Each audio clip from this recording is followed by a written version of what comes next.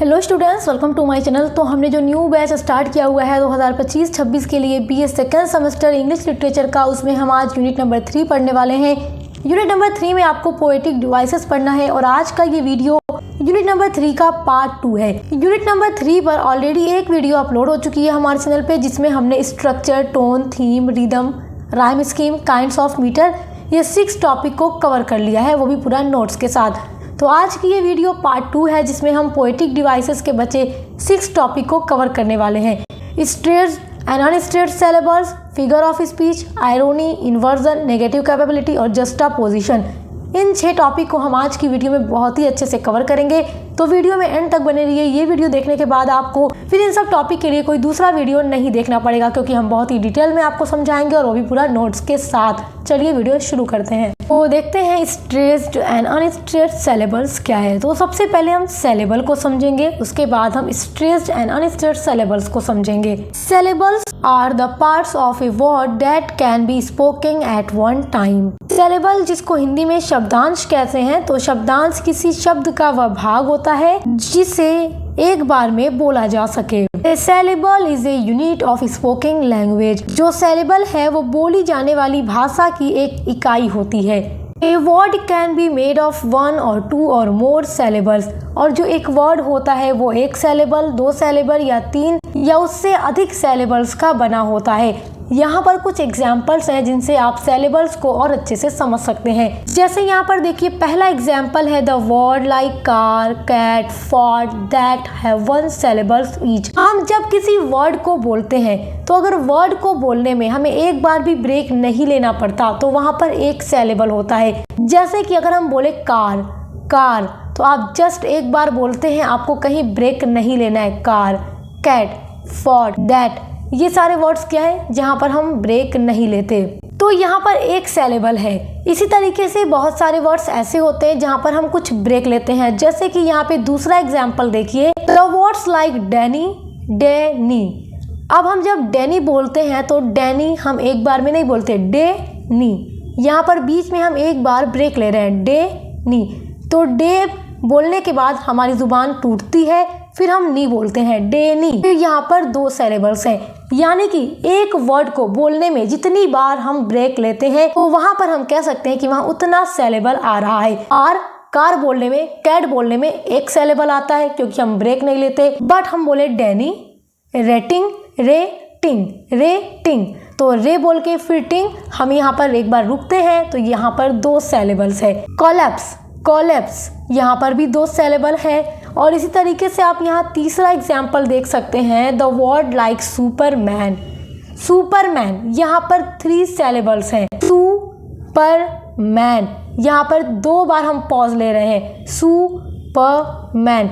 तो जब सू हम बोलते हैं तब भी रुकते हैं, प हम बोलते हैं तब भी रुकते हैं, मैन जब बोलते हैं फिर यहाँ पे 3 बार पॉज हो रहा है। अगर हम इसको अलग अलग करें, हम सिलेबल्स को अलग अलग करें, डिवाइड करें, तो सू लिख के हम प्लस करेंगे, PUR लिख के हम प्लस करेंगे, फिर मैन लिखेंगे, तो यहाँ पर 2 बार पॉज हो रहा है, तो यहाँ 3 सिलेबल्स हैं। सुपरमैन।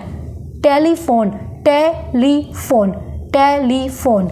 एक्साइटमेंट, तो एक्साइटमेंट, यहाँ पर क्या है, 3 सिलेबल्स हैं। तो सिलेबल्स को इसी तरीके से गिना जाता है, जितनी बार हम पॉज लेंगे उस हिसाब से आपको समझना है। आप समझते हैं कि स्ट्रेट्ड एंड अनस्ट्रेट्ड सिलेबल्स क्या है। तो सबसे पहले देखेंगे हम स्ट्रेट्ड सिलेबल को। A stressed syllable is a syllable in a word that pronounce with more emphasise, louder and often longer. Stressed मतलब होता है तनाव देना या जोर देना। तो स्ट्रेट्ड सिलेबल वो सिलेबल होता है, वो वर्ड होता है जिसमें हम किसी भी चीज़ को बोलते हैं तो हम जब प्रोनाउंस करते हैं, जब हम उच्चारित करते हैं किसी भी वर्ड को, तो जहाँ पर हमें ज़्यादा जोर लगाना पड़ता है, लाउडर, तेज़ बोलना पड़ता है, उस पर पूरा प्रेशर देना पड़ता है, हम स्ट्रेस देते हैं, तो उसको स्ट्रेट्ड सिलेबल्स कहते हैं। तो उसी तरह जो अनस्ट्रेट्ड सिलेबल होता है, जब हम उसको प्रोनाउंस करते हैं तो हमें लेस यानी कि कम जोर देना पड़ता है। And unstressed syllable is pronounced with less emphasise. तो देखो, स्ट्रेस और अनस्ट्रेस, स्ट्रेस का मतलब जहाँ पर हम जोर दें, अनस्ट्रेस जहाँ पे हम जोर न दें, हमें कम जोर देना पड़े, तो वो अनस्ट्रेट्ड होता है। फॉर एग्जाम्पल वाटर, वाटर, वा, जब हम वॉ बोलते हैं तो हम स्ट्रेस देते हैं, हम अपनी ज़ुबान पर थोड़ा प्रेशर डालते हैं, थोड़ा स्ट्रेस डालते हैं, थोड़ा ज़ोर देते हैं वॉ। जब हम टर बोलते हैं तो बिना ज़ोर दिए हम टर बोल लेते हैं, लेकिन जब हम वॉ बोलते हैं वॉ तो हम ज़ोर देते हैं, तो वाटर। तो यहाँ पर वॉ क्या है, स्ट्रेस है, और टर अनस्ट्रेट सिलेबल है। उसके अलावा डैनी, तो डैनी में जो डे है वहाँ पर स्ट्रेट सिलेबल आ रहा है, क्योंकि जब हम डे बोलते हैं तो हमें अपनी ज़ुबान पर थोड़ा प्रेशर देना पड़ता है, और जब हम नी बोलते हैं तो बिना ज़ोर दिए नी बोल लेते हैं, तो ये अनस्ट्रेट सिलेबल होता है। तो इंग्लिश में जब भी कोई राइटर कुछ लिखता है तो वो स्ट्रेस और अनस्ट्रेट सिलेबल को जोड़ कर लिखता है। बहुत सारे वर्ड्स आप पढ़ते हैं तो उस पर आप जोर देते हैं, बहुत सारे वर्ड्स पर आप जोर नहीं देते हैं। जैसे आप हिंदी में छोटी ई और बड़ी ई की मात्रा होती है, जहाँ आप की और की, छोटी ई की मात्रा है तो आप की पढ़ते हैं, बड़ी ई की मात्रा है तो आप की पढ़ते हैं, उसी तरीके से यहाँ पर भी होता है। अब देखते हैं figure of speech. Figure of speech को हिंदी में अलंकार कहते हैं। जैसे आपने हिंदी में अलंकार पढ़ा है वैसे ही इंग्लिश में फिगर ऑफ स्पीच होता है, और फिगर ऑफ स्पीच भी कई तरह का होता है, तो हम सब कुछ आज की वीडियो में कवर करेंगे। सबसे पहले समझते हैं फिगर ऑफ स्पीच क्या है, उसकी एक छोटी सी डेफिनेशन देख लेते हैं। Figure of speech works as an ornament. Figure of speech जो अलंकार है वर्क्स यानी काम करता है एज एन ऑर्नामेंट्स। ऑर्नामेंट्स मतलब होता है गहना। तो फिगर ऑफ स्पीच जो है गहने के रूप में या जेवर के रूप में काम करता है। क्यों करता है? क्योंकि जब भी कोई पोएट कोई पोएट्री लिखता है, कोई पोएम लिखता है, तो अपनी पोएट्री को सजाने के लिए, उसके वर्ड्स को खूबसूरत बनाने के लिए वो फिगर ऑफ स्पीच का यूज़ करता है। It increase the beauty of poetry. It मतलब यह, इंक्रीज मतलब बढ़ाता है, द ब्यूटी मतलब सुंदरता को, ऑफ पोएट्री मतलब कविता की। तो फिगर ऑफ स्पीच कविता की सुंदरता को बढ़ाता है। It is a departure from the ordinary use of words. ये शब्दों के सामान्य प्रयोग से भिन्न है यानी अलग है। With a view to increase their efforts. क्योंकि जब भी कोई पोएट अपनी पोएट्री में, अपने वर्क में फिगर ऑफ स्पीच को यूज़ कर लेता है तो उसकी पोएट्री के जो वर्ड्स होते हैं उनका जो इफर्ट होता है वो बढ़ जाता है और वो सुंदर हो जाता है। तो आइए अब वो फिगर ऑफ स्पीच कौन कौन से हैं उनको डिटेल में समझते हैं। सबसे पहला जो फिगर ऑफ स्पीच है वो है सिमिली, जिसको हिंदी में उपमा कहते हैं। तो आपने हिंदी में उपमा अलंकार पढ़ा होगा, तो वही होता है इंग्लिश में simile. A comparison between two things or person by using as और लाइक। ए कंपैरिजन मतलब तुलना, बिटवीन मतलब बीच में, टू थिंग्स यानी दो वस्तुओं के, और पर्सन दो लोगों के, बाय यूजिंग प्रयोग के द्वारा, एज और लाइक। तो जब दो वस्तु या दो लोगों के बीच में एज और लाइक वर्ड का यूज करके तुलना की जाती है तो वहां पर सिमिली होता है। कौन सा फिगर ऑफ स्पीच होता है? सिमिली। हिंदी में आपने क्या पढ़ा?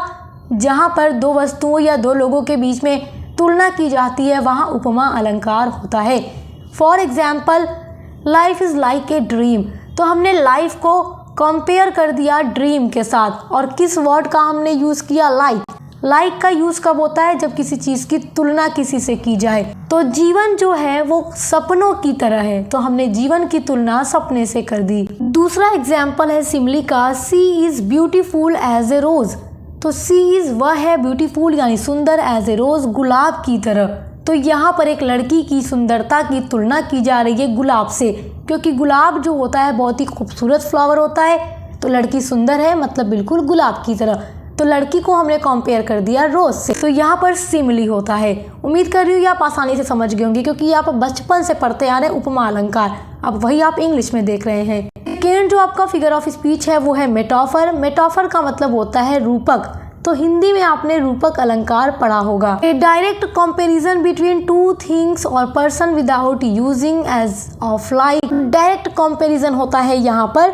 जो मेटाफर होता है यहाँ पर भी तुलना ही की जाती है, लेकिन यहाँ पर तुलना करने के लिए लाइक या एज या सो इन सब वर्ड्स का यूज नहीं किया जाता। यहाँ पर डायरेक्ट तुलना कर दी जाती है। जैसे यहाँ पर एग्जाम्पल है, लाइफ इज ए ड्रीम। जीवन ख्वाब है, जीवन सपना है, तो जीवन की तुलना हो गई सपने से, ड्रीम से। दूसरा एग्जाम्पल है, he is the star of our family. He is star, वह तारा है, ऑफ आवर फैमिली हमारे परिवार का। तो वो हमारे परिवार का तारा है मतलब घर का लाडला है। तो यहाँ पर क्या हो गया कि लड़के की तुलना कर दी गई स्टार से, कि वो हमारे घर की आंखों का तारा है, या हमारे घर के लिए वो तारा है, या घर का वो लाडला है। तो यहाँ पर बिना बिना एज वर्ड्स को यूज किए कंपैरिजन कर दिया गया, वो भी डायरेक्ट। तो यहाँ पर रूपक अलंकार यानी मेटाफर होता है। जो थर्ड फिगर ऑफ स्पीच है वो है पर्सोनिफिकेशन। इसको हिंदी में मानवीकरण कहते हैं। इन पर्सोनिफिकेशन में लाइफलेस यानी कि निर्जीव वस्तुएं, लाइफलेस का मतलब होता है निर्जीव, जो मतलब जीवित ना हो। जैसे मनुष्य क्या है, सजीव है, जो जिनके अंदर जान है वो अपना काम कर सकता है, वो क्या है, वो सजीव है। जबकि ये पेन क्या है, ये लाइफलेस है। इसको जब हम उठाएंगे तभी ये उठेगा, हिलाएंगे तभी ये हिलेगा। जैसे इसको छोड़ देंगे तो जहाँ रख देंगे वहीं पड़ा रहेगा, तो ये लाइफलेस ऑब्जेक्ट है। तो पर्सोनिफिकेशन क्या होता है, lifeless objects and abstract ideas are thought as persons having life.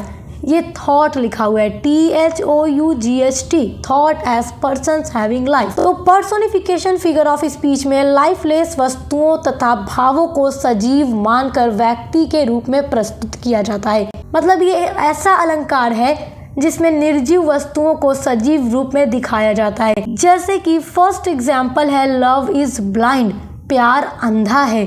तो यहाँ पर प्यार क्या है, कोई सजीव तो है नहीं, यहाँ प्यार को कहा जा रहा है कि ये अंधा है, जबकि अंधा कौन होता है, मनुष्य होता है। तो यहाँ पर प्यार को ब्लाइंड कह दिया गया, यानी कि निर्जीव लाइफलेस ऑब्जेक्ट को हमने लाइफ की तरह दिखा दिया।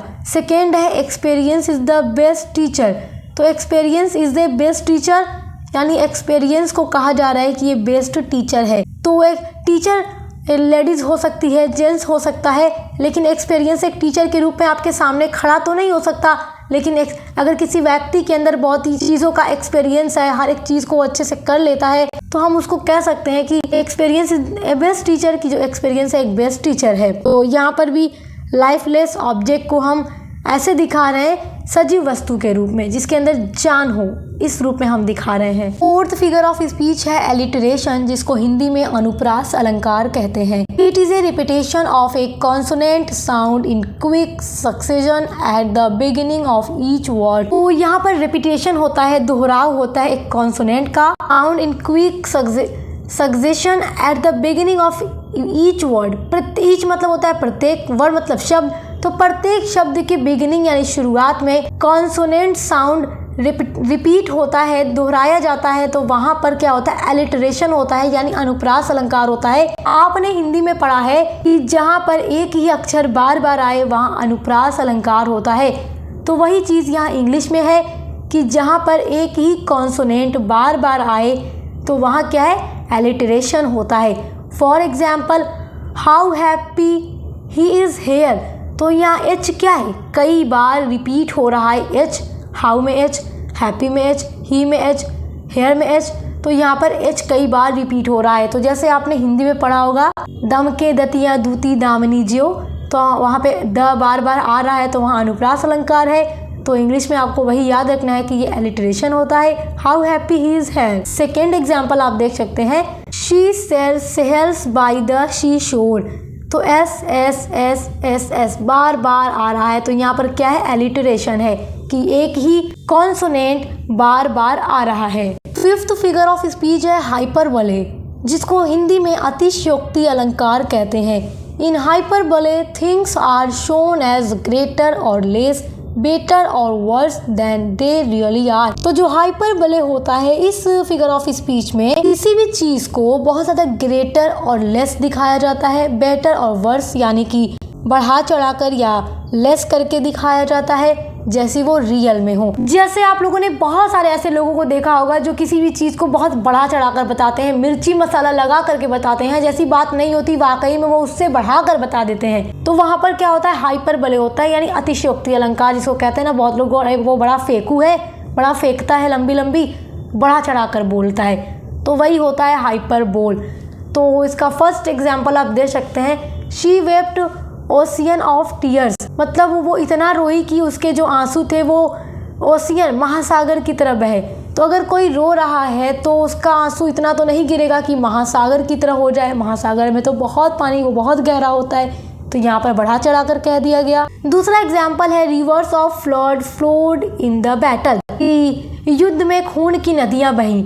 तो देखो, युद्ध में जाहिर सी बात है कि बहुत लोग मारे जाते हैं, लेकिन युद्ध में ऐसा तो नहीं है कि खून बहेगा तो उसकी नदी बहने लगेगी, क्योंकि नदी में क्या है, बहुत पानी होता है, उतना खून नहीं बहता युद्ध में। लेकिन यहाँ पर बढ़ा चढ़ा कर कहा जाता है, तो यहाँ पर हाइपरबले है। 6 जो फिगर ऑफ स्पीच है वो है ओनोमेटोपोइया, जिसको हिंदी में ध्वनि सूचक कहते हैं। In the figure of speech the sound can suggest the sense of the word spoken.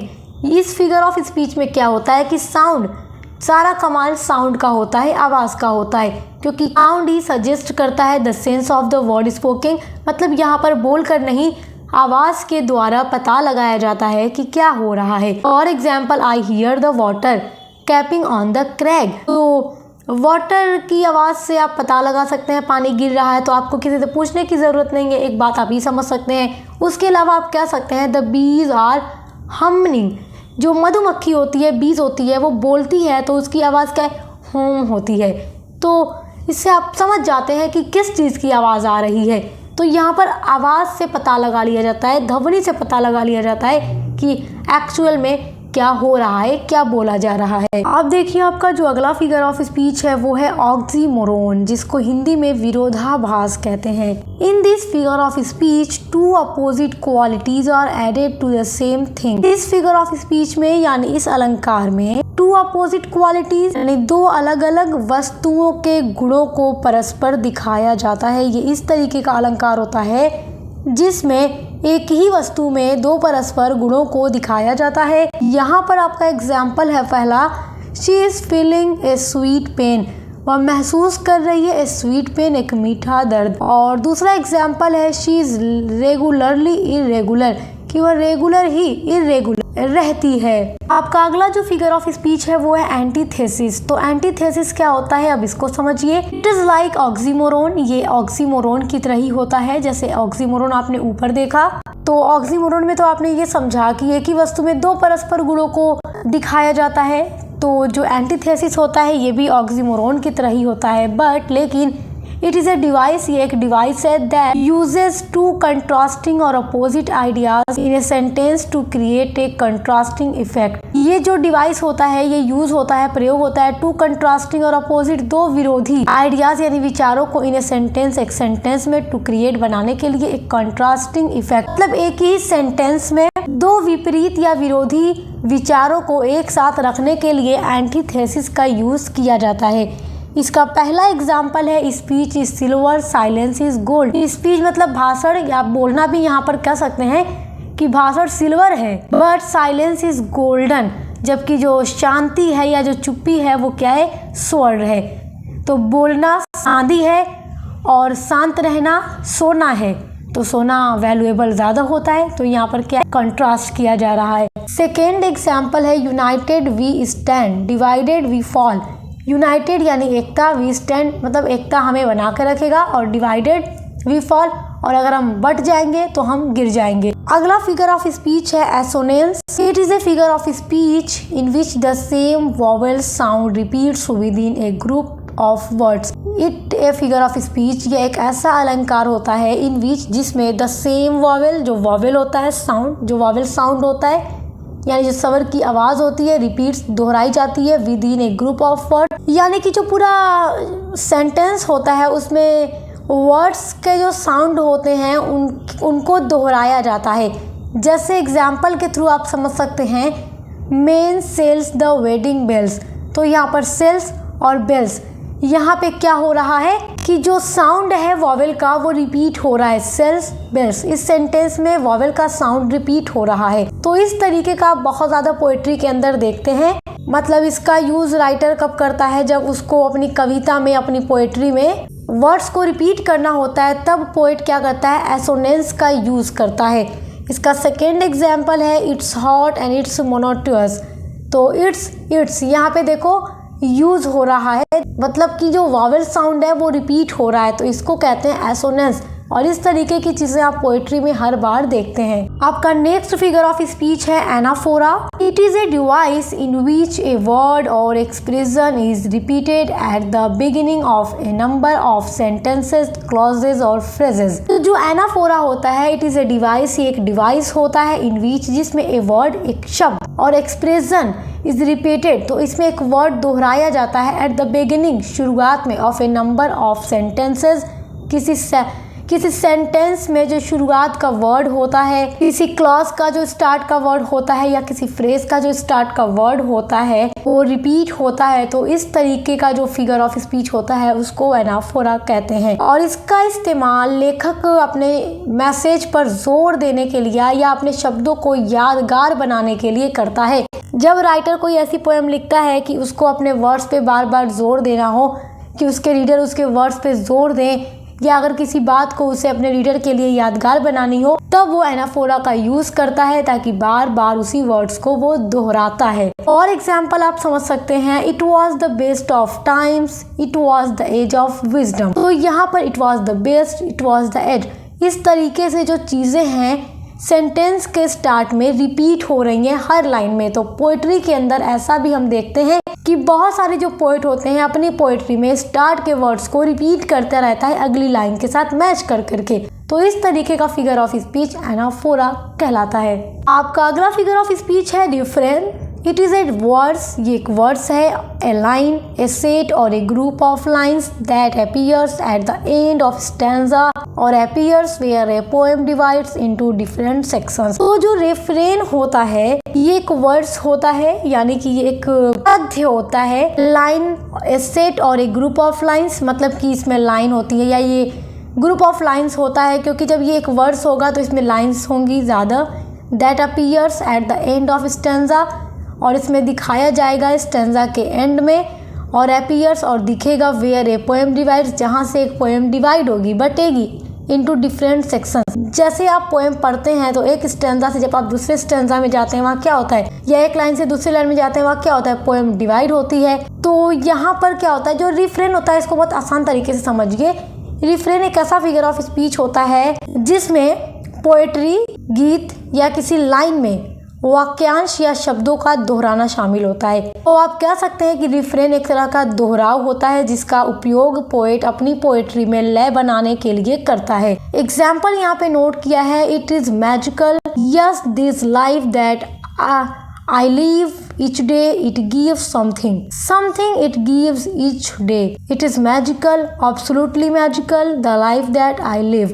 तो यहाँ पर क्या है, वर्ड्स क्या है, रिपीट हो रहा है। लय बनाने के लिए पोएट रिफ्रेन का यूज करता है। आपका अगला फिगर ऑफ स्पीच है एंजैम्बमेंट। ENJAM है, उसके बाद BMENT है। तो एंजैम्बमेंट ये कैसा फिगर ऑफ स्पीच होता है इसको समझिए। It is a term used in poetry to refer to lines that end without punctuation and without completing a sentences और क्लॉज। तो ये एक ऐसा टर्म होता है या एक ऐसा डिवाइस होता है जो कि यूज होता है इन पोएट्री, कविता में यानी पोएम में, टू रिफर या संदर्भित करने के लिए टू लाइन्स, जो लाइन होती है पोएट्री की, जो लाइन होती है दैट एंड जो अंत होती है या समाप्त होती है, विदाउट बिना पंक्चुएशन, किसी पंक्चुएशन के, एंड विदाउट और बिना कंप्लीटिंग ए सेंटेंसेस और क्लॉज, और बिना कंप्लीट हुए एक सेंटेंस या क्लॉज का। तो एंजैम्बमेंट एक ऐसा फिगर ऑफ स्पीच होता है जिसका यूज पोएट अपनी पोएट्री के अंदर तब करता है जब पोएट को अपनी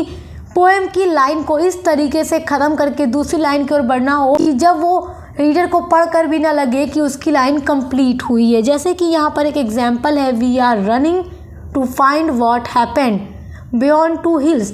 मतलब कि इसमें जब पोएट लिखता है, जब पोएट एंजैम्बमेंट का यूज़ करता है, तो यहाँ पर देखो एक लाइन के बाद दूसरी लाइन में आप आ गए, ना यहाँ पर कोई कॉमा है, ना कोई फुल स्टॉप, ना कुछ, डायरेक्ट सेकेंड लाइन पर आ गए। तो पढ़ करके लग भी नहीं रहा है कि पहली लाइन या पहला सेंटेंस कंप्लीट हुआ है। तो एंजैम्बमेंट एक ऐसी फिगर ऑफ स्पीच होता है जिसमें किसी सेंटेंस या विचार को बिना किसी कॉमा या बिना किसी फुल स्टॉप से अगली लाइन में पोएट जारी रखता है। जैसे यहाँ पर आप एग्जाम्पल देख रहे हैं, वी आर रनिंग, इतना लिख के पोएट दूसरी लाइन में आ गया टू फाइंड व्हाट हैपेंड, इतना लिख के वो तीसरी लाइन में आ गया बियॉन्ड टू हिल्स। तो उसकी लाइन कंटिन्यू चलती है लेकिन कोई पढ़कर ये नहीं लगता कि यहाँ कॉमा है या ये सेंटेंस कंप्लीट हो रहा है। तो इस तरीके का फिगर ऑफ स्पीच एंजाइममेंट कहलाता है। आपका अगला फिगर ऑफ स्पीच है रिपीटिशन। रिपीटेशन मतलब भी होता है पुनरावृत्ति या दोहराव या दोहराना। तो it is a literary device, ये एक लिटरेरी डिवाइस है। लिटरेरी डिवाइस का मतलब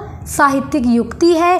that repeats the same word or phrases a few times to make an idea clear and memorable. तो ये एक ऐसा लिटरेरी डिवाइस होता है जिसमें कि किसी वर्ड को दोहराया जाता है। इसलिए दोहराया जाता है को मेमोरेबल या यादगार बनाने के लिए। यहाँ पर फॉर एग्जाम्पल आप समझ सकते हैं let it snow, let it snow, let it snow. यहाँ पर let it snow bar bar repeat हो रहा है। तो ये रिपीटिशन फिगर ऑफ स्पीच होता है जहाँ पर किसी वर्ड को, फ्रेज को बार बार दोहराया जाए उसको मेमोरेबल बनाने के लिए। अगला एग्जाम्पल है a horse is a horse, of course and no one can talk to a horse of course. तो यहाँ पर भी वर्ड्स और जो फ्रेजेस हैं बार बार रिपीट हो रहे हैं। तो ये फिगर ऑफ स्पीच होता है रिपीटिशन, यानी यहाँ पर दोहराव होता है। आपका अगला फिगर ऑफ स्पीच है एलूजियन, जिसको हिंदी में संकेत कहते हैं। Allusion is a brief and indirect reference to a person, place, thing or idea of historical, cultural, literary or political difference. संकेत फिगर ऑफ स्पीच यानी कि इलूजियन फिगर ऑफ स्पीच वो है जो किसी प्रसिद्ध व्यक्ति, स्थान, घटना या चीज की तुलना करने के लिए संदर्भित करता है। For example don't act as Romeo in front of her, उसके सामने रोमियो जैसा एक्ट मत करो। सेकेंड एग्जाम्पल है my wife is a Hitler, तो वाइफ के लिए हिटलर का यूज हो रहा है। तो ये जो होता है फिगर ऑफ स्पीच ये एलूजियन होता है, संकेत अलंकार होता है। तो आपका जो फिगर ऑफ स्पीच था उसको हमने कंप्लीट कर लिया और आपने 14 यानी 14 तरीके के फिगर ऑफ स्पीच को बहुत अच्छे से समझ लिया है। अब आपका अगला जो टॉपिक है यूनिट नंबर 3 का वो है आयरोनी। तो अब आयरोनी को समझते हैं कि आयरोनी क्या होता है, जिसका मतलब व्यंग्य या ताना होता है हिंदी में। The term irony entered the English language in the 16th century. जो टर्म आयरोनी है एंटर्ड प्रवेश करता है द इंग्लिश लैंग्वेज अंग्रेजी भाषा में इन द 16th सेंचुरी। 16वीं शताब्दी में अंग्रेजी भाषा में आयरोनी वर्ड एंटर यानी प्रवेश करता है। एंड केम और ये आया है from the French word, French भाषा के वर्ड आयरोनी से। And before that from Latin ironia, और उससे भी पहले ये लैटिन भाषा के आयरोनिया वर्ड से आया हुआ है। तो सबसे पहले लैटिन वर्ड के आयरोनिया से आया है, उसके बाद फ्रेंच वर्ड आयरोनी से आया है और इससे बनता है इंग्लिश का term irony. The definition of irony as a literary device is a situation in which there is a contrast between expectation and reality. जो डेफिनेशन है ऑफ आयरोनी, आयरोनी की एज ए लिटरेरी डिवाइस, एक literary device के रूप में, is a situation, ये एक situation है इन विच जिसमें देयर इज, यहाँ पर एक कंट्रास्ट किया जाता है बिटवीन, बीच में, एक्सपेक्टेशन एंड रियलिटी। तो जो आयरोनी होता है ये एक पोएटिक डिवाइस है और इसमें कंट्रास्ट किया जाता है रियलिटी के साथ एक्सपेक्टेशन को। इन आयरोनी में there remains a sense of hiding what is actually the case in order to achieve special rhetorical artistic effects. In irony में there remains a sense of hiding, यहाँ पर जो वास्तव में मामला होता है, जो बात होती है उसको छुपाया जाता है। मतलब एक्चुअली वास्तव में जो बात होती है उसको हाइड किया जाता है। हाइड मतलब छुपाना। तो आयरोनी में क्या होता है कि जो एक्चुअली वास्तव में बात होती है उसको छुपाया जाता है। टू अचीव, प्राप्त करने के लिए। अचीव मतलब होता है पाने के लिए या प्राप्त करने के लिए। स्पेशल मतलब विशेष। रेटोरिकल मतलब होता है अलंकारिक। आर्टिस्टिक मतलब होता है कलात्मक। इफेक्ट्स मतलब प्रभाव। तो विशेष अलंकारिक कलात्मक प्रभाव प्राप्त करने के लिए वास्तव में जो मामला होता है उसे छुपाया जाता है आयरोनी में। आप देखते हैं टाइप्स ऑफ आयरोनी। तो ये 6 टाइप्स का होता है। पहला है ड्रामेटिक आयरोनी, दूसरा है स्ट्रक्चरल आयरोनी, तीसरा है कॉस्मिक आयरोनी, फोर्थ है रोमांटिक आयरोनी, फिफ्थ है वर्बल आयरोनी, 6 है सोक्रेटिक आयरोनी। आपका जो टेंथ पोएटिक डिवाइस है वो है इन्वर्जन। इन्वर्जन का मतलब होता है उलट देना या उल्टा कर देना। तो बहुत सारे राइटर्स और बहुत सारे पोएट अपने वर्क में इन्वर्जन का यूज करते हैं वर्ड्स को उलट पुलट देने के लिए। Inversion is a literary device. Inversion एक लिटरेरी डिवाइस है डेट इन्वॉल्व जो इन्वॉल्व करता है reversing the normal order of words in a sentence. तो सेंटेंस में एक वाक्य में वर्ड्स यानी शब्दों को रिवर्सिंग कर देना यानी उलट देना या इन्वर्जन कर देना, बदल देना, उलट देना, ये जो लिटरेरी डिवाइस होता है उसको इन्वर्जन कहते हैं। यहाँ पर एग्जाम्पल भी नोट किया है, आप इसके थ्रू समझ सकते हैं। पहला आपका एग्जाम्पल है द सोल्जर इज स्ट्रॉन्ग। तो इसका करेक्ट सेंटेंस क्या होगा? The strong soldier. तो द स्ट्रॉन्ग सोल्जर की जगह बहुत सारे पोएट होते हैं या जो राइटर होते हैं, पोएट जब अपनी पोएट्री लिखता है या राइटर जो होता है अपना कोई भी वर्क लिखता है, चाहे वो कोई इससे लिख रहा हो या कोई ड्रामा लिख रहा हो या कुछ भी वो लिख रहा हो, कोई स्टोरी लिख रहा हो, तो आप पढ़ते होंगे इस तरह की चीज़ें कि जो वर्ड बाद में लिखना चाहिए वो राइटर पहले लिख देता है। तो आप पढ़ के कहते हैं लगता है बुक गलत प्रिंट हो गई है, इस तरीके का बहुत से लोगों को लगता होगा। तो माय डियर स्टूडेंट्स, जो बुक होती है वो गलत प्रिंट नहीं होती, बल्कि यहाँ पर पोएट जो होता है या जो राइटर होता है वो इन्वर्जन लिटरेरी डिवाइस को यूज करके अपने वर्ड्स को पलट देता है। तो यहाँ पर देखिए द स्ट्रॉन्ग सोल्जर को इन्वर्जन कर दिया, द सोल्जर इज स्ट्रॉन्ग, तो जो वर्ड बाद का था वो हमने पहले कर दिया। आपका अगला एग्जाम्पल है शी शेड। ये करेक्ट वर्ड है। अगर हम इसका इन्वर्जन करें तो हम लिखेंगे सेड शी, बोली वह, शी सेड वह बोली। तो इन्वर्जन कर देंगे, वर्ड्स को उलट पुलट देंगे अपने सेंटेंस में। आपका जो 11th पोएटिक डिवाइस है वो है नेगेटिव कैपेबिलिटी, जिसको हिंदी में नकारात्मक क्षमता कहते हैं। तो अब इसके बारे में समझते हैं। The term negative capability was invented by John Keats. जो ये टर्म है नेगेटिव कैपेबिलिटी, इसको क्वाइंड किया गया था जॉन किट्स के द्वारा। जॉन किट्स ने ही इस वर्ड को क्वाइंड किया और इन्होंने एक लेटर लिखा था अपने दो ब्रदर्स को, जॉर्ज एंड टॉम किट्स को 1817 में। तब इन्होंने उस लेटर में नेगेटिव कैपेबिलिटी की बात की थी जब वो डिस्कस कर रहे थे शेक्सपियर की क्रिएटिविटी के बारे में। इट इज ए क्वालिटी, ये गुण है which a man possesses when he is capable of bearing uncertainties, mysteries, doubts without any irritable reaching after facts and reason। तो जो नेगेटिव कैपेबिलिटी होती है ये एक ऐसी क्वालिटी होती है जो एक व्यक्ति के पास तब होती है जब वह बिना किसी चिड़चिड़ाहट के तथ्य, फैक्ट मतलब तथ्य, और रीजन यानी कारण तक पहुंचने वाली अनिश्चितताओं, अनसर्टेनिटीज मतलब होता है अनिश्चितताओं, मिस्ट्री यानी रहस्यों, डाउट्स यानी संदेहों को सहन करने में सक्षम होता है। Poet has no individuality of his own. और जो नेगेटिव कैपेबिलिटी होती है इसका मतलब ये है कि जो पोएट है उसका कोई अपना व्यक्तित्व नहीं होता। मतलब वो जो वर्क लिख रहा है, वो जो पोएम लिख रहा है या जो भी ड्रामा लिख रहा है, जो भी स्टोरी लिख रहा है, अगर कोई राइटर है, कोई नॉवेलिस्ट है, कोई पोएट है, सभी की बात यहाँ हो रही है नेगेटिव कैपेबिलिटी में। तो वहाँ पर उसके वर्क में उसकी मौजूदगी नहीं होती, वहाँ पे वो नहीं होता। लेकिन वो उसमें ना होकर भी किसी ऑब्जेक्ट के थ्रू चीज़ों को गहराई से समझा देता है, तो वो होती है नेगेटिव कैपेबिलिटी, जिसमें कि कवि का अपना कोई व्यक्तित्व नहीं है। ही becomes one with the thing that he is describing. और वो उसी चीज़ के साथ एक हो जाता है जिसका वह वर्णन कर रहा है। तो मतलब उसमें वो खुद मौजूद ना हो करके जिस चीज़ के बारे में एक्सप्लेन कर रहा है अपनी पोएट्री में, वो उसी के साथ एक हो जाता है। It shows the objectivity. और यहाँ पर जो पोएट है वो वस्तुनिष्ठा को दर्शाता है। ऑब्जेक्टिविटी मतलब वस्तुनिष्ठा को। तो यहाँ पर जो पोएट होता है वो अनबायस्ड होता है, वो बायस नहीं होता। The prime example of negative capability according John Keats is Shakespeare. और शेक्सपियर ही जॉन किट्स के अनुसार नेगेटिव कैपेबिलिटी के महान राइटर हैं। यहाँ पर नेगेटिव कैपेबिलिटी के कुछ एग्जाम्पल भी मैंने नोट किए हैं जो कि खुद जॉन किट्स की पोएम ही है, जिसमें उन्होंने नेगेटिव कैपेबिलिटी को ही यूज़ किया है। पहला है ओड टू ए नाइटिंगेल, दूसरा है odd on A Grecian earn जो कि आपके सिलेबस में प्रिस्क्राइब्ड है, और तीसरा है odd to Ottoman.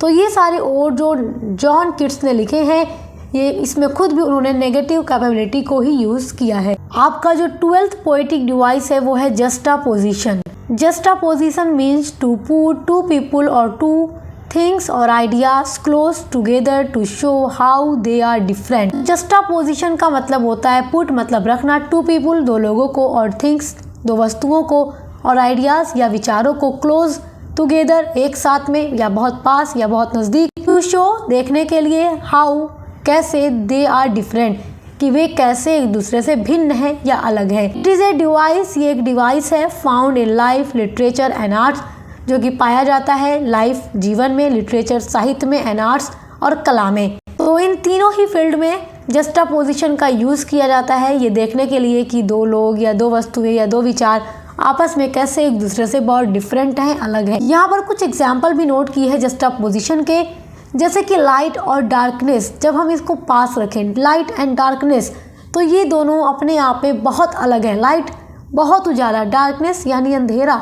Beauty and ugliness, beauty मतलब सुंदरता, अगलीनेस यानी बदसूरत। गुड एंड एविल, तो ये सब क्या है, ये जस्टापोजिशन के कुछ एग्जाम्पल्स हैं जिनको हम बहुत ही क्लोज रखकर ये देखते हैं कि कैसे ये सब अपने आप में एक दूसरे से बहुत अलग है, बहुत डिफरेंट है। तो आपका जो यूनिट नंबर 3 है पोएटिक डिवाइसेस, वो 2 वीडियोस में कवर हो चुका है और उम्मीद करती हूँ कि आप अपने टॉपिक को बहुत अच्छे से समझ गए होंगे। तो इसी तरीके से आपकी हर एक सब्जेक्ट की क्लासेस हमारे चैनल पर चल रही हैं, तो उनको पढ़ने के लिए विजिट कीजिए। बेस्ट ऑफ लक, हम मिलते हैं अगली वीडियो के साथ।